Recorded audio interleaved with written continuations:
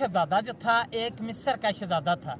मिस्र का बादशाह था, शाह आसम का बेटा था, सैफ उसका नाम था। उसने मिस्र में ख्वाब देखा, ख्वाब दे विच इस झील को भी देखा और मिस्र से यहाँ तक रास्ता भी देख लिया और परी बद्रे जमाल को भी देख लिया।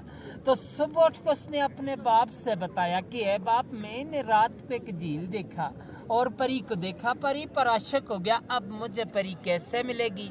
उसके बाप ने बोला आपको तो परी नहीं मिल सकती, वो नारी है, आप खाकी हैं, वो आग की पैदाश है, आप मट्टी की, आपका और परी का मिलाप नहीं हो सकता।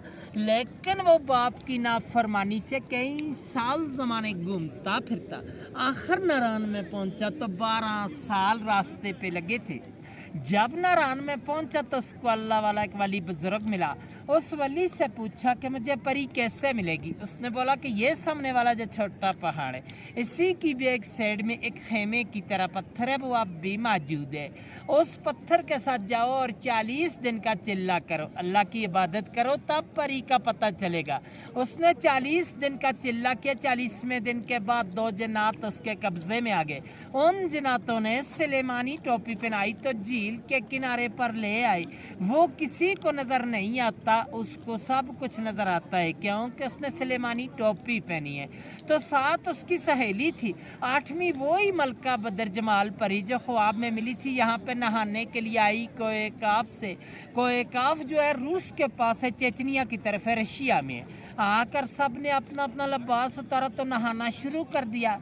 बदर जमाल का लिबास जो था वो जिन्होंने उठा के शहजादे को दे दिया, शहजादे ने अपने कब्जे में कर लिया। दूसरी सहेलियाँ लिबास पहन कर चला गई तो बदर जमाल अकेली रह गई, वो जा नहीं सकती थी। शहजादे ने उसको अपनी चादर पहनाकर नीचे नारायण ले गया। जब नारायण में पहुंचा तो दूसरी सहेलियों ने जाके देव सफेद को बताया। देव सफेद जो था परी का आशिक के मजाद मालिक था कि परी हमसे जुदा हो गई है, पता नहीं है झील के अंदर डूब के मर गई या किसी चीज ने खा ली। बाहर की बात नहीं बताई कि शहजादा ले गया। देव ने आकर गुस्से के साथ अपनी एड़ी लगाकर यहाँ से सारे झील को तोड़ दिया, खारिज कर दिया कि शायद मेरी परी का पता चले। तो पहले ये आगे से सारा बंद ही बंद था, बहुत बड़ा एक तालाब झील था और छोटी गिरवटी के पीछे जो गैप जा रहा है वहां से पानी का रास्ता जाता था, ये ऊपर तक तालाब था। देव ने यहाँ से तोड़ाए। तूफान गया नारायण के पास तो परी और शहजादे दोनों ने दुआ मांगी कि अल्लाह में बचा, तूफान आ गया।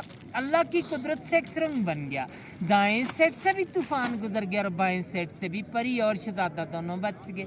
सुरंग आप भी मौजूद है नारायण में, सैफर मलूक होटल से 5 मिनट का रास्ता ही जाके देख सकते हैं। और देव ने गुस्से के साथ यहाँ से एक और छलांग लगाई तो दवा सही में लगा, देव का सांस चला गया परी के सदमे से।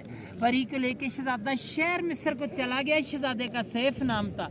मलूक मुलाकात से कहते हैं यहाँ पर परी और शहजादे की मुलाकात हुई है, इसलिए इस झील का नाम मशहूर किया है सैफर मलूक झील और इसकी दास्तान बनी है। फिर लोग आने शुरू हुए। उस वक्त इंसान की आबादी नहीं थी, को काफी परेस्तान था, परियों का देश था।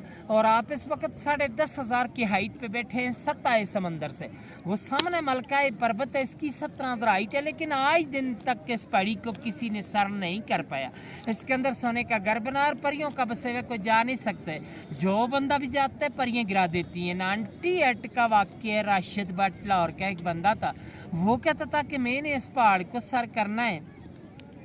लोगों ने उसको मना भी किया था लेकिन वो चला गया, जाते हुए रास्ते में गिर के मर गया था। 13 दिन बाद उसकी डेड बॉडी मिली है मकामी लोगों को, उन्होंने उठा के नीचे भेजा है। चांदनी रात होती है, चांद की 14वीं रात को परियां उतरती हैं यहाँ पे, लेकिन उन लोगों को नजर आती है कि जो चिल्ली गुजार लोग होते हैं या इबादत करने वाला बंदा, हर बंदा परियां नहीं देख सकते, यही देख सकते हैं कि इन पहाड़ों के नज़ारे होते हैं। और आज दिन तक झील की गिराई का अंदाजा भी किसी ने नहीं ले सके कि अंग्रेज आया था, उसने 5 मन रस्सी लाई थी। उस वक्त गाड़ियां नहीं चलती थी खच्चरों पे, आगे 10 किलो का लोहा बन के इसके दरमियान में कश्ती के थ्रू डालते रहे। रस्सी चलते चलते खत्म हो चुकी, लेकिन इसकी गिराई का अंदाजा नहीं कर सके। 5.5 किलोमीटर इर्द गिर्द है, 600 कनाल रकबे में ये सारा झील है, इसकी गिराई का कोई अंदाजा नहीं है। स्टोरी खत्म सा।